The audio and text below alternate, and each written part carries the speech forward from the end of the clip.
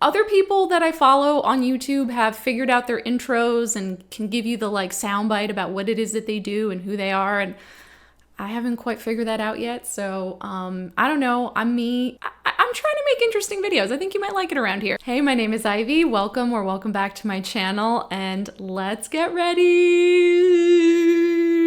for volume 2 of Makeup Design Roasts and Toasts. I want to say, first off, thank you so very much for all of the love and support and amazing conversations that have been had around this topic. It's kind of my dream come true, honestly, because A, I love talking about this stuff, and B, it seems like the more that I get a chance to talk about it with all of you, maybe the more change we'll see start to happen in the world around us in terms of design and what's getting paid attention to and what brands are doing. I would love absolutely nothing more than for that to be the case. It's been so much fun to start up this series, and thank you for supporting the first installment, volume 1. I was planning and am going to continue making this a series in which I randomly select, I used a random number generator, a set of brands from a big long list, most of which are submissions from you guys or just brands that I'm aware of. Each volume of this series, I will do 6 brands. I'll chat about them. I'll tell you my thoughts, whether they're a roast or a toast. We will get into the nitty gritty, the good, the bad, the ugly, the very ugly, the hideous, the really, really bad. I hope that you'll enjoy this video. We have, I'm not gonna spoil it, but we have 6 very interesting brands to discuss in this one. I got so excited when I pulled the numbers because I was like, ooh, this is a good one to talk about too.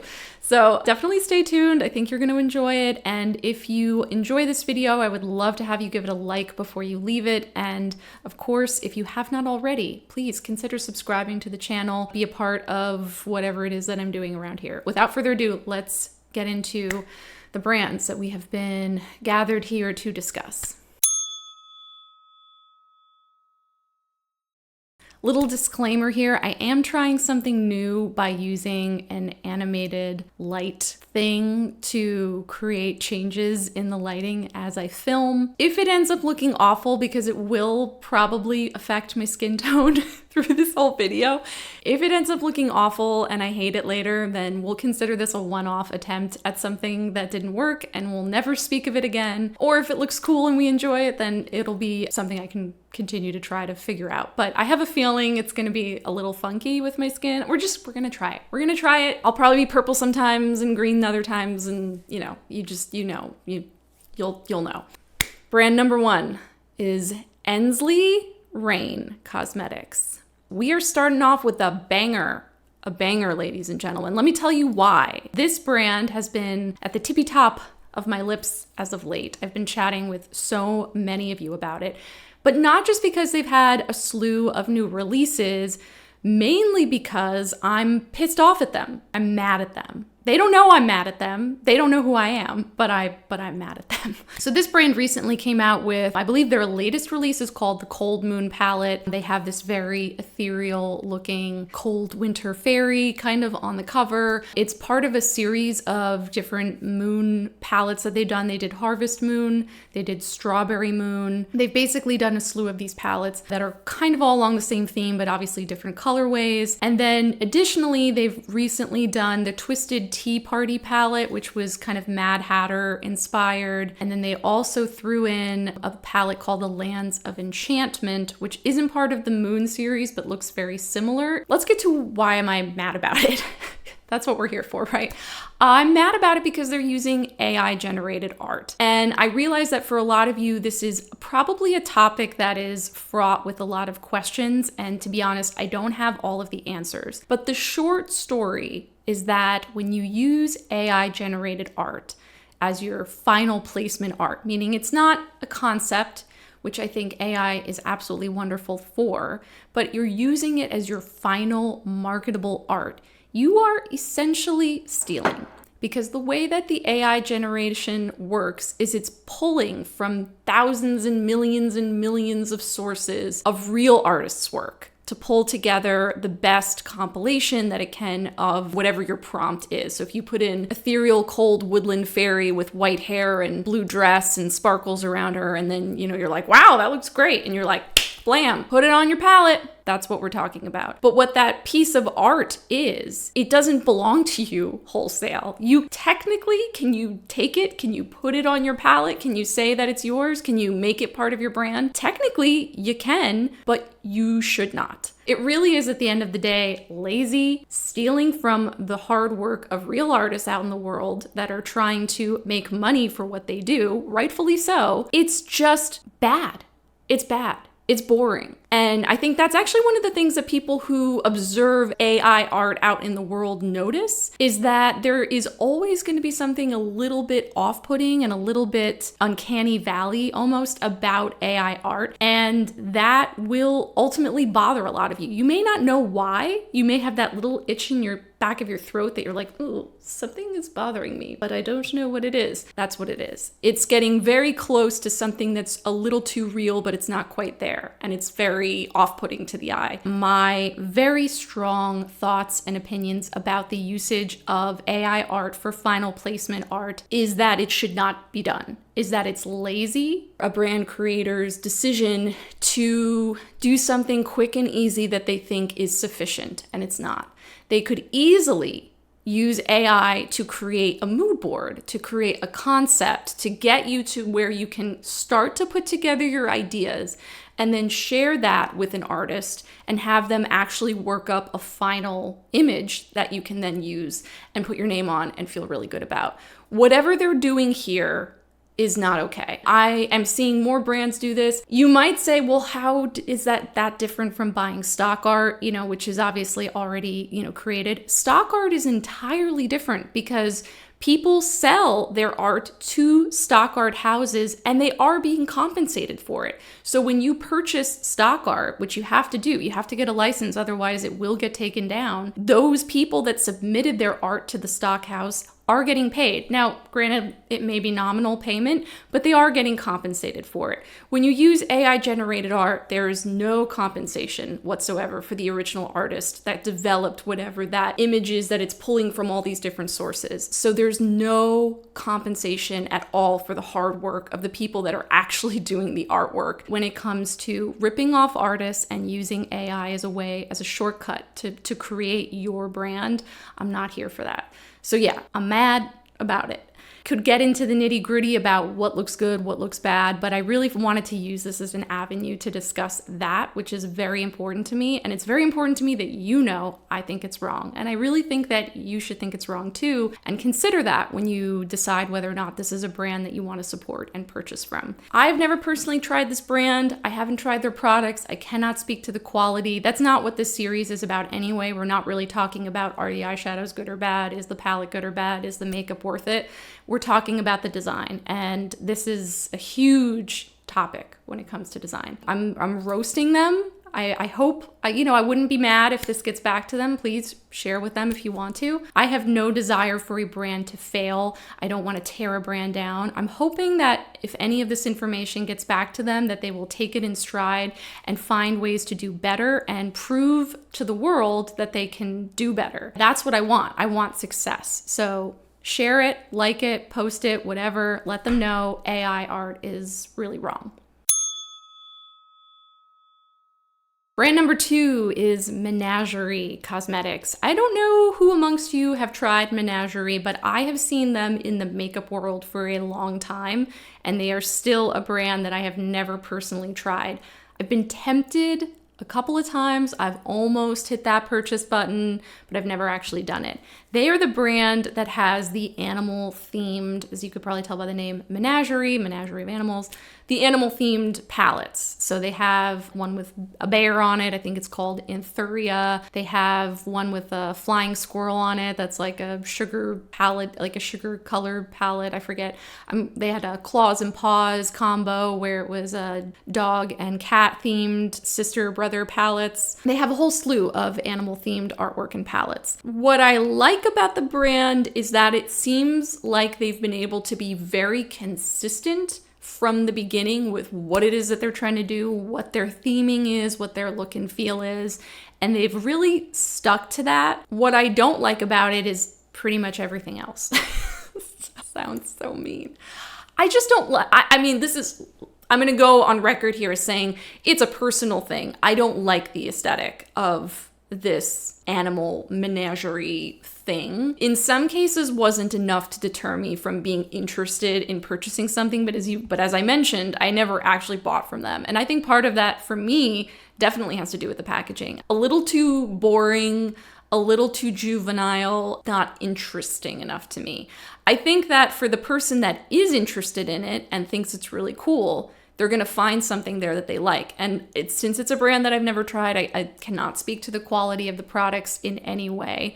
But I do know people over the years have, bought from them. And they're a brand that still is around, still kicking. I don't think that they put out quite that many new releases. I have no idea what's planned for them in 2024. They are consistent, and I'll give that to them, because there's a lot of brands that we talk about where I'm like, why aren't they more consistent? Or why haven't they figured out what their brand identity is? This is a brand that has figured out what their identity is. I just think that they could do a better identity. I think that they could elevate it more. I'd love to see them do more interesting things with that theming of animals, or, take it to another level, or even branch out as far as like what artists they're working with to develop the visual IDs for the animals, so that the theming is kind of the same, but we get a little bit of variety as far as what we're seeing.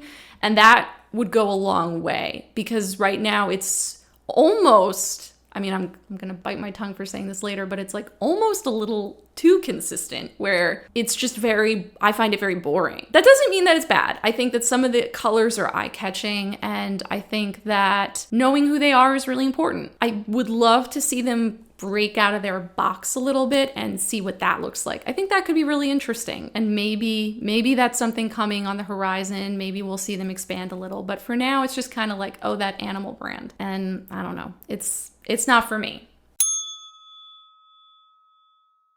The next brand is Gourmande Girls. This brand definitely came on my radar for the first time this year.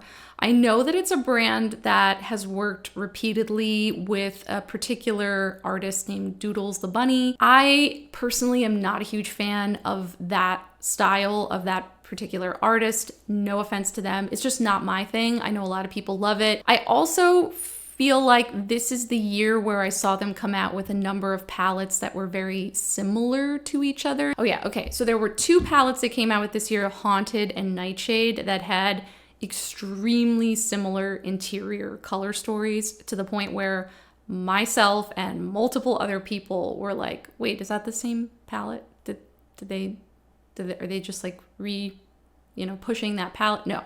No, different palettes. But very, very, very similar. I don't really get it. I think that they're a little bit quirky. They have a mix, like I said, of, palettes that they've worked with this artist on. Then they've also had some palettes where I've seen them use stock art. A lot of what I've seen them put together does feel very clippy or very like Canva-y, like they just pulled some elements that are kind of a free-for-all and put them together. It does not feel like they're working with someone to create a very strong brand ID or a very big presence as far as like what Gourmande Girls really is. It definitely feels like very haphazard, launch to launch. And a lot of it, at least to me, feels like it edges into that cheap category. I was very tempted by a palette that they came out with this year that was like a little small mushroom palette. I'm a sucker for a mushroom, sue me. Even that was, I felt like not great design and very stock art, clip arty.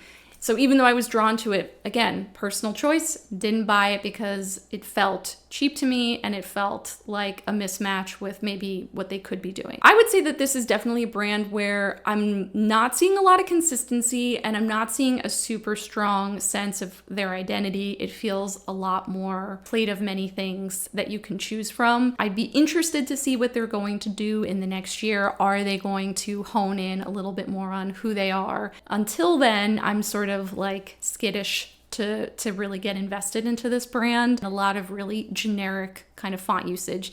I see so much live, laugh, loving, scripty fonts that are chosen for indie beauty brands specifically. I don't know why that is the default for what people think should be chosen for cover art for a palette, but it is like literally everywhere. It's an infestation.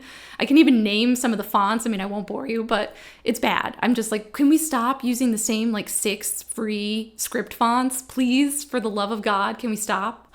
I digress. Okay, Gourmande girls, it's gonna be a roast for me. I just see too much. They are definitely guilty of getting into some pretty sad, disappointing design decisions. Another brand that's probably just using as many free resources as possible and could really benefit from working with a designer to help them figure out who they are and what they want to be.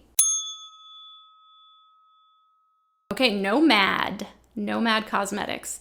Still have not tried this brand, have come so close so many times to getting something from them. And then at the last second, I'm like, no, I'm not going to do it.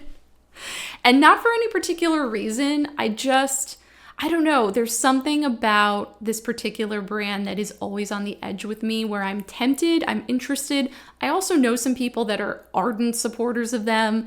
I know that they're big in the community and they do have a fairly regular release schedule of palettes and or makeup that comes out, I want to say every 2 to 3 months.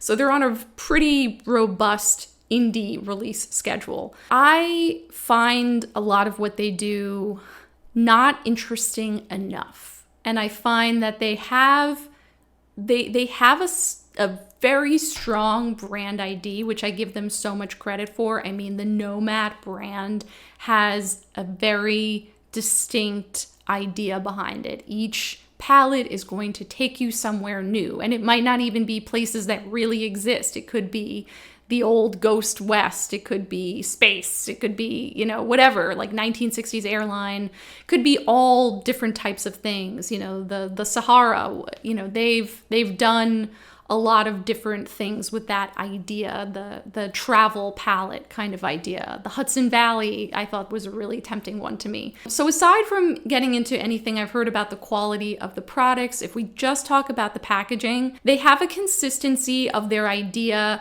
Obviously, every palette is designed very differently. I do think that they're one of the brands that is better at sort of inserting their branding, like the Nomad branding, into their products, which is a good thing. It makes it a little bit more memorable. It makes it a little easier to see, oh, that's a Nomad piece. But I still find a lot of what they've done just not interesting enough or memorable enough. And I do feel like when you're talking about something as broad and vast as like travel, that they could do more. There's a lot of really good stuff here. I mean, I think even their decision on these like Halloween palettes in the past to do the holographic, shifty picture is a really cute idea. And I think I love, from what I've seen of other people's palettes, it looks really nice and is effective. They also try to approach each launch like a mini campaign, which is really cool. I know that they do these like guessing games online. When every palette comes out, they have to like guess what the new location is and make it a whole fun thing.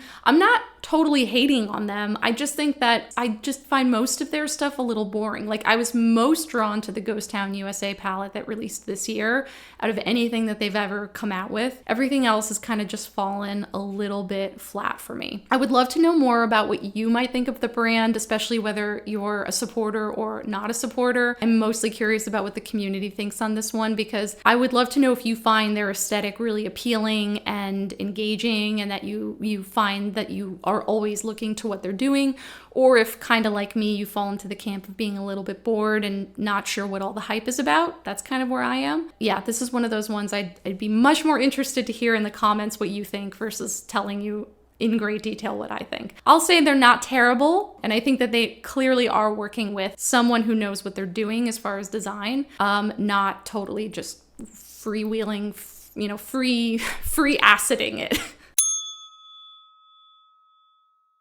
Ooh, the next one's exciting. Okay, Wicked Widow Beauty. Wicked Widow came on the scene in my purview this year. I don't know if they've been around for more than a year. I think they have. And I now have 2 palettes from them. Actually, let me go get them. Hold on. So I picked up 2 palettes from them. I have the Tea Time palette, which is Alice in Wonderland inspired.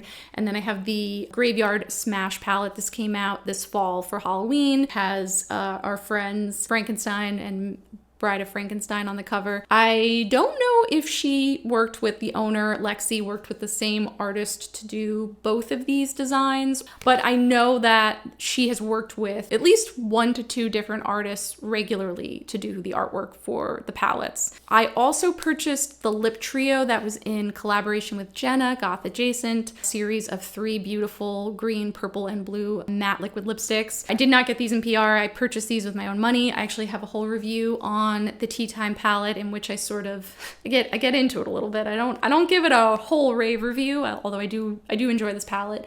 This one I actually prefer a lot more. I think is a beautiful fall color story, and the quality of these shadows is really great. And this one I think is magnetic, whereas Tea Time is not. And that was my big complaint about this one. Like, I wished it had been magnetic. So I was glad that that was something the brand considered. Design, again, for this brand, I think is a little hit or miss. Sticking within this kind of spooky-ish aesthetic for the brand, but also expanding beyond that a little bit. This year they came out with a big rainbow palette called Resurrection, in which they used this beautiful rainbow kind of cathedral cover, which I actually thought was really interesting and a little bit different for the brand, right? Like, it's their gothic take on rainbow palette, which is a little bit different. It's still a rainbow palette, but their take on branding it is a little bit different than things I've seen before, and I thought that was interesting. I really did like the curation of their Edward Scissorhands palettes. I did not love the artwork for the Edward Scissorhands palettes. Personally, I felt like it again was just a little too juvenile for me. I do like the artwork on both of these palettes. I don't know how much of that has to do with how simple they are. There's nice simple line work, there's a graphic feel to it, there's an illustrative feel to it, but it doesn't go too far into super juvenile territory, which is kind of where I personally get turned off. But, you know, this is not going to be for everybody. If the brand continues to kind of go in the route that they're going, the aesthetic that they're going with the introduction of the Resurrection palette, which in my mind, that artwork is the most a mature version of anything that they've done so far, then I think they're on the right path. And I'm already really interested to see what they're going to do this year. I think it's great. And with every release, I've seen them mature a little bit from the sort of very initial stuff that I saw them put out. If I look at their past stuff, I definitely feel like they have grown a lot. I still think that they could benefit from maybe working with someone regularly as a designer to help them edit, audit, figure out what their brand idea is more consistently, but I like the direction that they're going in generally. I'd also like similarly to see them come up with something a little better for a short form of their logo versus just having Wicked Widow written out, thinking about like a logo mark that would work for them. The WW, I know everybody associates with Wonder Woman, but like they could figure out how to own that and make it really cool. And that's something that I would advise them to do this year, is like figure out what your logo looks like in all of these different places and make it really memorable. Figure out what your brand aesthetic is a little bit more. Great job on Resurrection as far as the cover art. I think it's really cool and different, and I liked what they did with that. Okay, we are ending on a brand that has been on everyone's lips recently, which is Blend Bunny. Everybody I know has been talking about Blend Bunny. Whether it's good or bad, people have been talking about Blend Bunny. And it's one of these brands that for years, people have been telling me I should try it. But I personally am really not a fan of those like big edit palettes, the ones where you have every color you could ever need in one palette. Like, I think that the idea of it is really cool, and I know that it appeals to some people, but I'm not one of those people. I just don't. I love a small curated color story. I love a small curated edit. Those types of palettes I just find personally overwhelming. But putting all that aside, they've come out with a number of palettes in the past year, and they've all had different themes. I take issue with how generic and boring I have found most of the artwork to be that accompanies their palettes. You're talking about some pretty interesting color stories. Like I know there's like All Done Up, there's the Surge palette, there's the Original Blends Rainbow palette, Machina, which just came out this year, which is probably the most different or unique artwork as far as the cover goes that they've done. Oh, Sickly Sweet was the one that had everybody talking because it was like the first time the brand hadn't done a gradient palette, so people were freaking out about that. They did that one. The face palette one, where it was like all different, things for your face. This one, Sugar and Grunge. Not for me, but certainly interesting. Dollhouse palette. The Lure palette, they came out with that mermaid themed palette this year and charged an insane amount for this like mermaid multi-quad that they put together. I remember being like, what is that pricing structure? Like, that's bananas. I don't know if all these palettes came out in the last year, but I think a lot of them did. A lot of stuff has been released by this brand. Apart from the way that the brand seems to generally approach their layouts, I have found most of what I've seen as far as cover art to be extremely generic, not memorable, very, leaning into that clip art, stock art kind of category. I think that they rely a little heavily on their type to do a lot of the talking. Like, their type is always really big on these palettes, and then they have some background assets.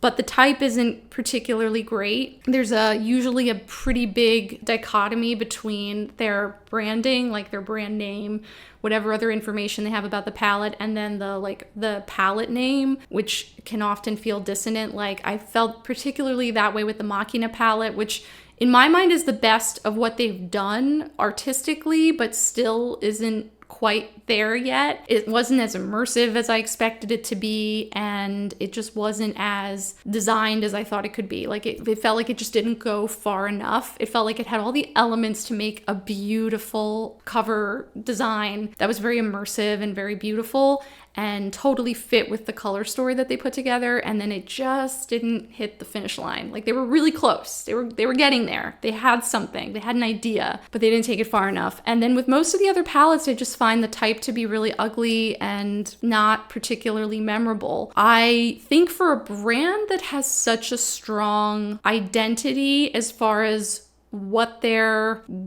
as far as like how they actually approach the makeup and the layouts and the color stories, I'm a little surprised that it hasn't felt like that they've put more thought into the packaging, that the packaging feels like, in most cases, a bit of an afterthought. And in fact, the Machina palette is the first one where I felt like it wasn't an afterthought, where I felt like there was a lot more consideration put into it and it still didn't quite stick the landing. I would say, in my mind, they're a brand that is ripe for finding and working with a really great art director and a really great designer to start taking over their palette designs, thinking a little bit about what does Blend Bunny the brand look like in 2024 and beyond, and maybe figuring out things that they can leave behind that they are being held back by, and what their goals are, and start showing us a little bit more of their personality and a little bit more of their style in their design, not just in their makeup layouts and palettes and color stories. Like, I feel like their personality is there, but it's not quite coming all the way through, and they can do more to show us who they are. Think about some things that feel like they're last minute afterthoughts right now. Like,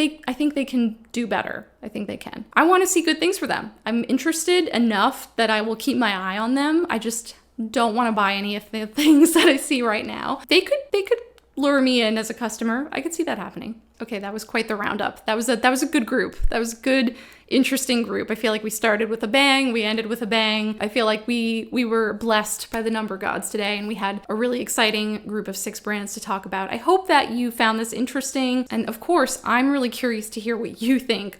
Are these brands that you love their aesthetic, hate their aesthetic, couldn't agree more with me, couldn't disagree, more with me? Like, I want to know, and I want to keep talking. I want to keep having these conversations on here and on Instagram. Please keep doing what you've been doing, which is submitting brands to me that you want me to talk about. I'm saving everything to my big list so that I can get through them little by little in more installments of this series. Again, I urge you, if you think that anything that I'm sharing is valid, helpful, interesting, to share this video, share with the brands that I'm talking about. I am here publicly talking about these feelings and opinions because I think that I'm not the only one that has them, and I want them to get shared out. Please, push it out.